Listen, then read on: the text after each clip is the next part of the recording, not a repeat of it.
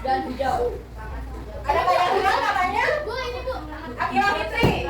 Itu sangat hijau dan luas. Oke, kita lihat ya. Oke, ada yang lain setuju semua? Oke, kita lihat.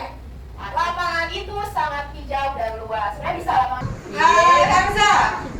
Kita harus belajar dengan rajin. Oke, betul? Kita cek ya. Kita harus belajar dengan rajin. Oke. Kita pembelajaran kita di hari ini. Oke. Siapa sih yang tahu berpikir komputasional itu apa? Berpikir secara komputer. Betul nggak? Sekarang bisa jadi lebih pintar daripada kamu lebih paham teknologi dibandingkan orang tua. Betul atau tidak? Semua tahu? Kalau gitu ada yang mau menjelaskan ke Bu Guru gimana cara mengikat gigi yang benar? Zian? Boleh Zian maju ke depan Zian? Oke. Oke. Begitu? Oke, terima kasih tepuk tangan buat Zian. Menuangkan pasta gigi awal-awalnya ke sikat gigi. Habis itu baru diratakan, digosok-gosok ke dalam bagian gigi. Baru setelah itu kumur-kumur, kemudian buang, bersihkan. Itu termasuk dalam urutan mengikat, lakukan sesuatu dengan urutan yang benar. Kenapa kita perlu punya cara dan urutan yang berbeda? Dan bagaimana cara menyelesaikan masalah dengan langkah-langkah tertentu? Jadi setiap hal di dalam hidup kita punya langkah-langkah tertentu. Kita membuat ada aturannya, kita menyikat gigi ada aturannya, kita membuat roti selai coklat ada aturannya, kita bahkan mengambil air di tumbler ada aturannya. Apakah dengan tumbler yang tertutup kita bisa mengisi air? Tidak. Itu adalah bagian dari langkah, dan langkah itu dipecah dari hal yang paling kecil, paling dasar, paling yang harus pertama dilakukan. Oke, urutan menggosok gigi. Kita baca ya. Si Dodo akan tidur. Sebelum berangkat tidur, ia rutin menggosok gigi. Dodo mengambil sikat gigi dan pasta gigi. Ketika sabun gigi akan dimasukkan, ketika sikat gigi akan dimasukkan ke dalam mulut, Dodo sadar akan sesuatu. Apa yang terjadi? Dilihat dari gambar ini. Gosok giginya nggak masuk. Itu dia. Apanya yang tidak masuk? Sikat gigi. Apa yang belum? Dari gambar ini, si Dodo sadar akan sesuatu. Apa yang terjadi? Odolnya belum ditaruh di atas sikat gigi. Memang bisa, tapi kan itu tidak menyikat gigi dengan benar ya. Pentingnya kenapa kita harus mengurutkan segala sesuatu? Betul? Thinking atau berpikir komputasional. Adakah yang bermata jeli dan melihat kata komputasional di sini? Jadi mungkin ada hubungannya dengan komputer ya? Iya, betul sekali. Jempol buat kamu yang sudah menebak dengan benar. Berpikir komputasional adalah proses berpikir untuk menyelesaikan masalah dengan efektif dan efisien. Dalam ilmu komputer, proses berpikir ini dilakukan sebelum mulai menulis coding atau pemrograman. Jika sudah direncanakan dengan baik, maka coding yang ditulis akan sesuai dengan kebutuhan dan dapat diselesaikan dengan cepat dan tepat. Tapi ternyata berpikir komputasional juga bisa dilakukan tanpa komputer dan tanpa internet loh. Malah sebenarnya kita pun sudah menerapkannya dalam kehidupan sehari-hari. Mulai dari menggosok gigi, mencatat buat keputusan penting dalam hidupmu. Menghadapi masalah kompleks kehidupan di masa sekarang, kita bahas ya 4 landasan dari berpikir komputasional. Yang pertama, dekomposisi. Dekomposisi artinya membagi masalah kompleks ke bagian yang lebih kecil agar mudah diselesaikan. Misalnya kamu ditunjuk jadi ketua panitia lomba 17-an. Maka untuk memudahkan pelaksanaan, kamu bisa menunjuk panitia bagian acara, konsumsi, publikasi, keamanan, dan lainnya. Yang kedua, pengenalan pola.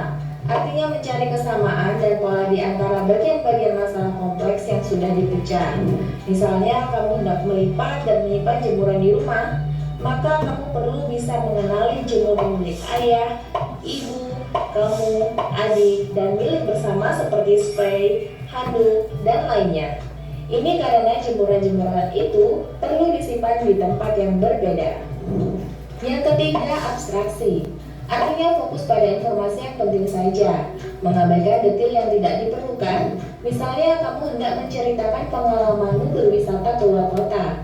Tentunya kamu mengalami banyak hal dari mulai berangkat di bus, berfoto bersama, makan di restoran, menginap di hotel, hingga perjalanan pulang. Tapi nggak mungkin kan kamu ceritakan semua kejadian dengan detail pada teman-temanmu. Pasti mereka bosan kalau kelamaan. Jadi kamu harus menyaring beberapa kejadian yang menarik saja untuk diceritakan pada teman. Yang terakhir, algoritma. Artinya membuat langkah-langkah penyelesaian atau membuat aturan yang diikuti untuk menyelesaikan masalah. Misalnya kamu diberi daftar belanja di supermarket oleh ibu. Ada minyak goreng, telur, roti, sayur, dan kopi. Lalu kamu harus buru-buru karena ibu sudah mau memasak dengan minyak goreng itu. Nah, kalau seperti ini, satu cara yang efisien misalnya mulai dengan mengambil barang yang paling dekat dari pintu masuk hingga terakhir yang paling dekat dengan kasir. Nah, itu dia 4 landasan berkaitan ke masalah. Oke, jadi tadi ada apa saja? 4 cara berpikir komputasional. 1, dekomposisi. Kemudian yang kedua, pengenalan pola. 3, abstraksi. Kemudian yang keempat, algoritma.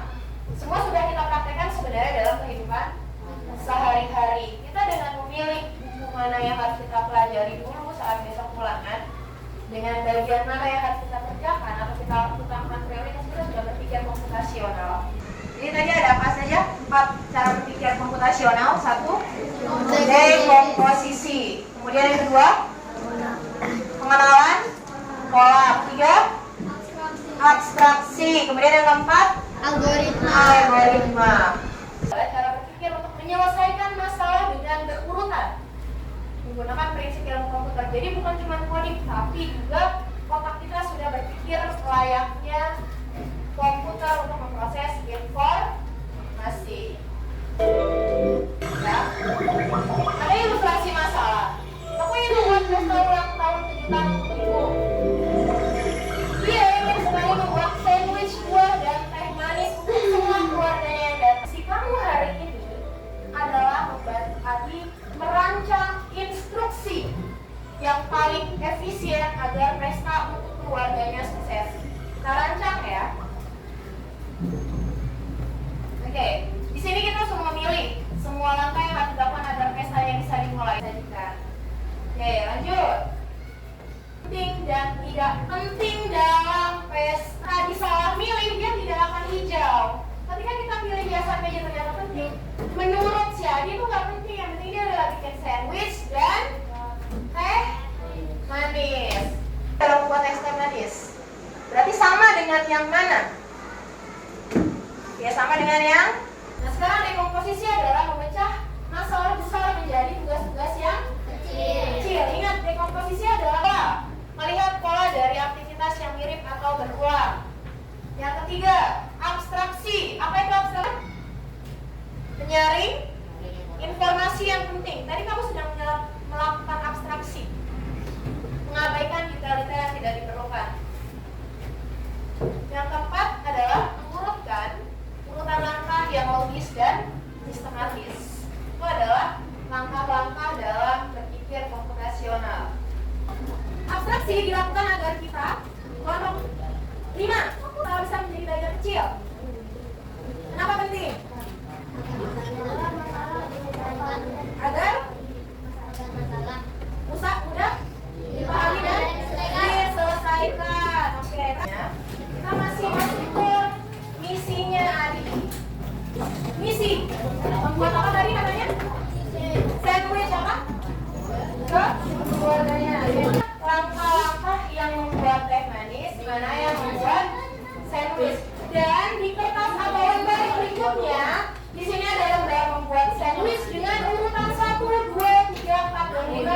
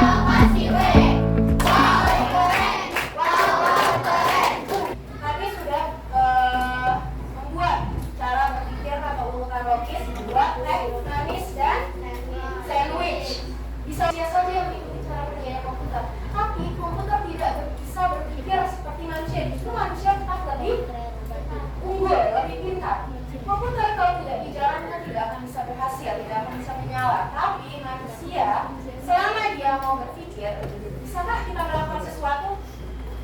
Melakukan sesuatu yang baik dan benar bisa? Sesuai dengan urutan langkah terkecilnya bisa?